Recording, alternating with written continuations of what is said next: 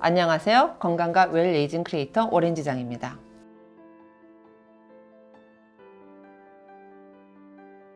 다이어트 한약의 부작용은 어떤 것들이 있나요?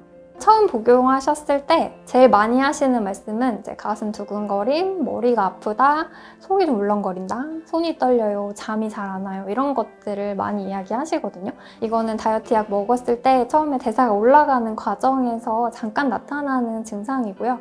3일에서 5일 정도 내에 약을 계속 복용하시다 보면 적응이 되어서 크게 불편하지 않게 느끼는 정도가 되는 게 제일 적당한 세기라고 보시면 됩니다. 그래서 세기를 좀 조절을 해서 약간 약하게 짓는다거나 관리하고 있습니다. 운동 없이 다이어트 한약으로만 살을 뺄 수 있나요? 네, 가능합니다. 왜냐하면 한약 다이어트는 식욕 억제를 통해서 식이를 얼마나 줄일 수 있게 만드느냐에 초점이 맞춰져 있기 때문에 일단 처음에는 거기에만 집중하시는 게 체중 감량하는데 훨씬 유리하세요. 그래서 운동을 안 하시던 분들이 의욕이 앞서서 갑자기 다이어트를 시작하면서 식이도 열심히 하고 운동도 열심히 하고 라고 하려면 오히려 힘들어서 포기하시는 경우가 많거든요. 그래서 초반에는 집중적으로 식이에만 내가 할 수 있는 노력의 대부분을 다 쏟고 어느 정도 익숙해지고 나면 그때 운동을 시작하시라고 권해드리는 편입니다. 다만 이제 유지를 할 때는 운동이 반드시 있어야 돼요. 왜냐면 그때는 내가 시기를 계속 제한해서 할 수가 없기 때문에 언젠가 필요하다는 것만 알아두시면 되겠습니다. 한약과 건강기능식품을 같이 먹어도 되나요? 요즘에 건강기능식품 안 드시는 분이 거의 없을 정도로 다들 많이 드시고 계시는데요.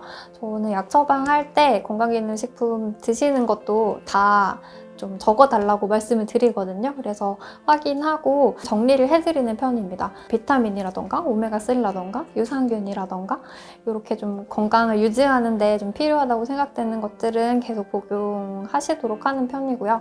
그 외에 또 다이어트랑 관련된 여러 가지 유행을 타는 건강기능식품을 드시는 분들도 되게 많아요. 그리고 가지고 와서 성분표를 보여주시면서 이거 먹는데 살이 안 빠졌어요. 이거는 무슨 효과가 있는 건가요? 이렇게 물어보시기도 하고 찾아보면 정말 별거 아닌 경우가 굉장히 많아요. 그럴 때는 이제 정리하고 어차피 한방 다이어트를 할 거기 때문에 여기에 집중해서 하자고 말씀드리는 편입니다.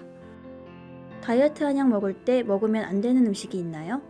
한약과 어떤 간섭작용이 있는 거는 커피 정도?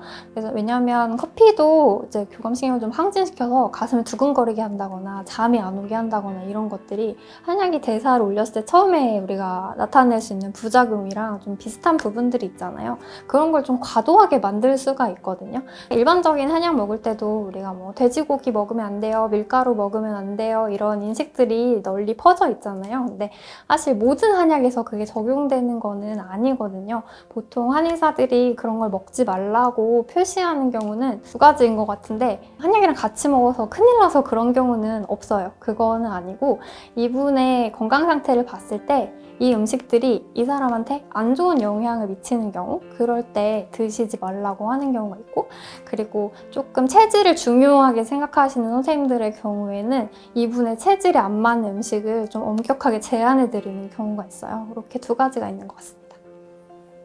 한방 다이어트 할 때 침도 맞나요? 네, 맞습니다. 국소 지방 분해를 위해서 맞는다고 생각하시면 되는데요. 그냥 침만 맞는 경우는 거의 없고요. 지방층을 타겟으로 해서 전침이랑 약침을 사용하는 경우가 있습니다. 전침 같은 경우에는 이제 지방층에 꽂고 거기에 특정 주파수의 전류를 흘리면 그 열 에너지 때문에 세포대사가 활성화되는 부분도 있고요. 그 다음에 카테코라민이라는 신경 전달 물질을 분비를 하는데 그 물질이 지방세포의 분해를 촉진하거든요. 그래서 그런 원리로 이제 침을 사용하게 됩니다. 반드시 맞는 것은 사실 아니고요.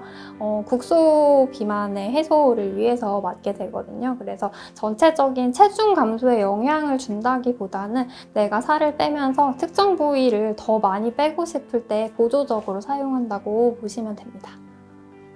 친절한 설명 감사드립니다. 자, 끝으로 인사 부탁드리겠습니다.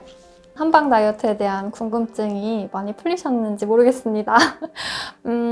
한방 다이어트의 장점을 결국 요약해서 설명해드리면 개인 맞춤 처방, 커스터마이징 가능하다는 점, 그리고 어떤 건강 상태에 있더라도 거기에 맞춰서 진행할 수 있다는 점, 그리고 좀 더 밀착 관리가 가능하고 사후 관리, 요요 방지에 조금 더 유리하다는 점들이 있으니까요.